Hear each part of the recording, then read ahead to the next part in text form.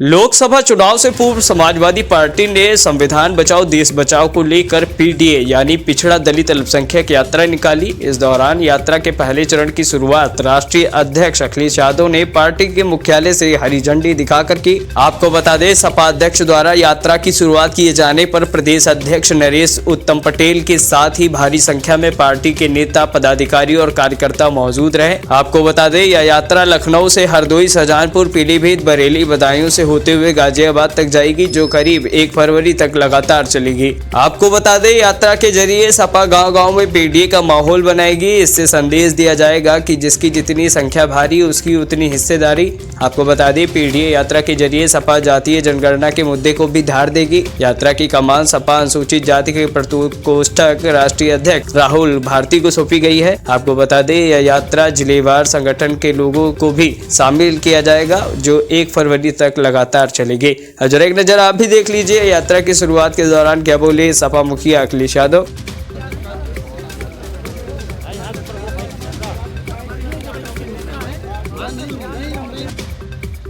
उनकी बात ये मत करो, उन्हें जब गिनती नहीं आती। आज तक बिजली का कारखाने का नाम नहीं बताया, बिजली का कारखाने का नाम नहीं बताया। और आपको हमको बताओ कितनी बिजली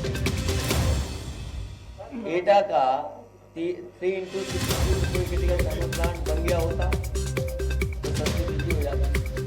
बंकी का पावर प्लांट बन गया होता 1x660 क्रिटिकल थर्मल प्लांट तो बिजली सस्ती होती। निवेली लिग्नाइट का पावर प्लांट बन गया होता, वो भी 3x660 super critical thermal plant. कभी आपने सुना? तो इसलिए मैं कह रहा हूँ, समाजवादियों की जो लड़ाई है वो किसान, गरीब और पिछड़े, दलित, वंचित लोगों को कैसे चलाया जाए। दुख है इस बात का कि नौजवान अपनी सीवी लेकर के घूम रहा है, अपना बायोडाटा लेकर के दिखा के घूम रहा है। जो लोग बड़े पैमाने पे नौकरी देने वाले थे, जिन्होंने निवेश के लिए उत्तर प्रदेश में कई बड़े बड़े आयोजन किए, क्या वो इवेंट आप लोग भूल जाएंगे? वो जब गोमती का किनारा सजाया गया था, नेवी के लोग, एयरफोर्स के लोग बुलाए गए थे, आर्मी के लोगों ने बड़ी बड़ी एग्जीबिशन की थी और क्या कहा था कि डिफेंस एक्सपो के बाद ये इन्वेस्टमेंट आएगा, यूपी में ये काम होंगे और ये चीजें बनने लगेंगी। क्या हुआ मेक इन इंडिया का, या वो क्या हुआ मेक इन यूपी का? और सदन के अंदर सरकार ने ये कहा कि 40 लाख करोड़ का निवेश का एमओयू हुआ है और जमीन पे आ रहा है। आप बताइए 40 लाख करोड़ का निवेश कहां पहुंच गया है? जिस निवेश की वजह से नौकरी और रोजगार मिले, वो आंकड़े कहां हैं? और अब तो दूसरे प्रदेश भी उत्तर प्रदेश से बढ़ चढ़कर के निवेश के लिए कार्यक्रम कर रहे हैं। बिहार ने अभी किया है, वही उद्योगपति जो यूपी आए थे वो बिहार गए। अभी हाल ही में तमिलनाडु में हुआ, जिसमें देश के प्रधानमंत्री ने उनके द्रविडियन वे ऑफ गवर्नेंस की बधाई दी। वहां के मंत्री गए, शामिल हुए कार्यक्रम में, वहां निवेश का बड़ा आयोजन हुआ है। उन्होंने दावा किया है कि निवेश बड़े पैमाने पे आ रहा है। और उसके बाद आपने गुजरात का निवेश का बड़ा कार्यक्रम देखा होगा, और देखिए उस निवेश के कार्यक्रम में बड़े बड़े उद्योगपतियों ने गुजराती भाषा में कहा कि हम कहीं निवेश करें न करें, लेकिन गुजरात में हम निवेश जरूर करेंगे। तो बताइए हमारे मुख्यमंत्री जी को क्या निवेश मिलेगा, जब तमिलनाडु वाले आपसे बेहतर सुविधाएं दे रहे हैं, उनकी इंडस्ट्रियल पॉलिसी आपसे बेहतर है। आपके और स्टेट में, गुजरात में बेटर इंडस्ट्रियल माहौल है, तभी तो वहां निवेश जा रहा है। तो फिर उत्तर प्रदेश में निवेश कब आएगा? और गिन लीजिए आप, वही उद्योगपति हैं जो यूपी में 2 बार आए, जिन्होंने एमओयू किया, उसमें से कई उद्योगपति उन प्रदेशों में गए, वहां भी एमओयू किए। तो बताइए आपका निवेश कहां है? तो सवाल तो इस बात का है कि लोगों के जीवन बदलेगा कि नहीं बदलेगा। आप विकसित भारत का सपना देख रहे हैं, अब अमेरिका और यूरोप की तुलना करना चाहते हैं। न हमारी सड़क उन जैसी, न हमारे अस्पताल उन जैसे, न हमारी इंस्टीट्यूशंस उन जैसी, न हमारी प्राइमरी एजुकेशन उन जैसी, न हमारी हेल्थ सर्विसेज उन जैसी। आप देखिए अस्पतालों का क्या हाल है। आप केजीयू में देख लो, सबसे प्रेस्टिजियस मेडिकल कॉलेज है, क्या इलाज मिल रहा है वहाँ पर? क्या ऑपरेशन टाइम पे हो रहे हैं? क्या डॉक्टर्स को सुविधाएं हैं? आपका लोहिया इंस्टीट्यूट है, क्या कहाँ पहुंचा दिया? कैंसर इंस्टीट्यूट आज तक नहीं चालू कर पाए, जिसमें डायरेक्टर नहीं अभी तक। पीजीआई का हाल आप जानते हो, हम और आप सिफारिश करते रहे, मरीज को आप एडमिट नहीं करा सकते। ये हालत है मेडिकल सर्विस की।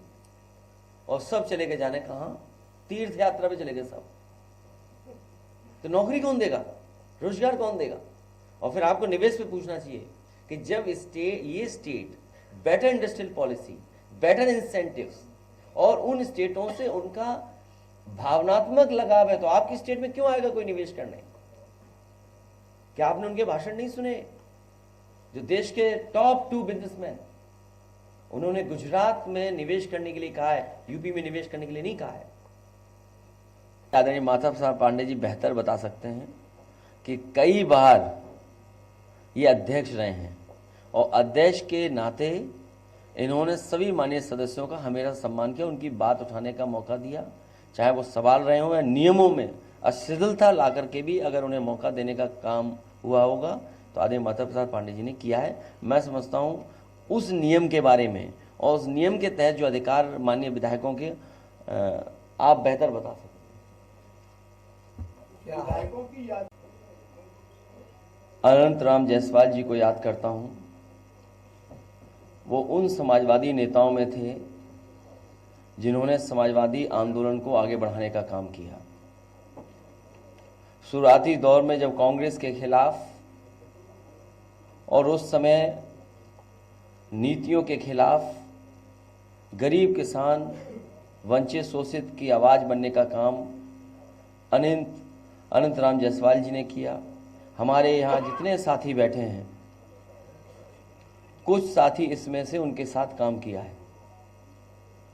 उन्होंने समाजवादी आंदोलन को जहाँ आगे बढ़ाया, वहीं अपने विचारों से लोगों को जोड़ने का भी काम किया। उस आंदोलन को आगे बढ़ाने की जिम्मेदारी अब नई पीढ़ी की है। हमें खुशी है इस बात की कि नई पीढ़ी के लोग भी समाजवादी आंदोलन से जुड़ रहे हैं। जो सपना बाबा साहब भीमराव अम्बेडकर जी ने देखा, डॉक्टर राम मनोहर लोहिया ने देखा और नेताजी ने जिस आंदोलन को गांव-गांव पहुंचाने का काम किया, राजनीतिक परिस्थितियों में समाजवादी आंदोलन को और मजबूत बनाया नेताजी ने। हमारे तमाम साथी जिन्होंने समय समय पर उनके साथ संघर्ष कर करके इस आंदोलन को आगे बढ़ाने का काम किया। आज के दिन जब हम अनंत राम जायसवाल जी को याद कर रहे हैं तो हम ये संकल्प लेते हैं कि पुराने समाजवादियों ने, उस पीढ़ी ने जो सपने देखे थे, उन सपनों को पूरा करने के लिए हम लोग काम करेंगे। वहीं हम समाजवादी पार्टी के प्रकोष्ठ के राहुल जी को बधाई दूंगा कि आज लखनऊ से चल कर के वो कई प्रदेशों में, कई जिलों में जाकर के समाजवादी पार्टी से लोगों को जोड़ने का काम करेंगे। चाहे वो हमारे पिछड़े हों, दलित भाई हों, पीड़ित अगड़े हों, उन सबको जोड़ करके एक आंदोलन का रूप देने का काम करेंगे। पीडीए यात्रा और पीडीए पंचायत आने वाले समय में समाजवादी लोग शुरू करेंगे।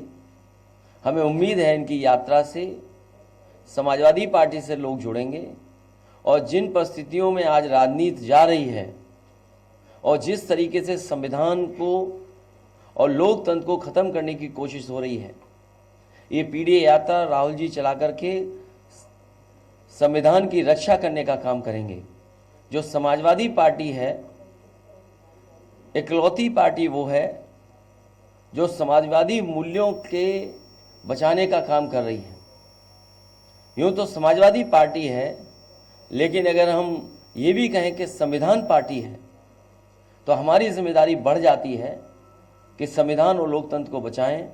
आज जो ताकतें काम कर रही हैं वो समाज में जहर घोल रही हैं, दूरियां बना रही हैं और जिस तरीके से किसान, नौजवान दुखी है, उसके सामने कोई रास्ता नहीं है। अगर एनसीआरबी का आंकड़ा देखें तो जब से बीजेपी की सरकार आई है, पूरे देश में 1 लाख किसानों ने आत्महत्या की है। जहां नौकरियों के लिए सपने देखता था नौजवान, मेहनत करता था, पढ़ाई करता था, अब ऐसी परिस्थितियां बन गई, ऐसे आर्थिक नीतियों के रास्ते पर भारतीय जनता पार्टी देश को ले जा रही है कि नौकरियां तो खत्म हो गई हैं, अब सम्मान का रोजगार मिलना भी मुश्किल है। अगर नौजवान सामने आए, अपना सीवी दिखाए और कहे कि हम इस सीवी के अनुसार काम करना चाहते हैं, अपनी मानसिक क्षमता को बढ़ाना करके हम रोजगार या नौकरी करना चाहते हैं, लेकिन ये सरकार उन्हें वेटर, होटल में नौकरी या सफाई की नौकरी देना चाहती है, डिलीवरी की नौकरी देना चाहती है। हम अपने नौजवानों को कहना चाहते हैं कि समाजवादियों को जब भी मौका मिलेगा, उन्हें सम्मान का रोजगार और नौकरी के अवसर देने के लिए समाजवादी लोग काम करेंगे।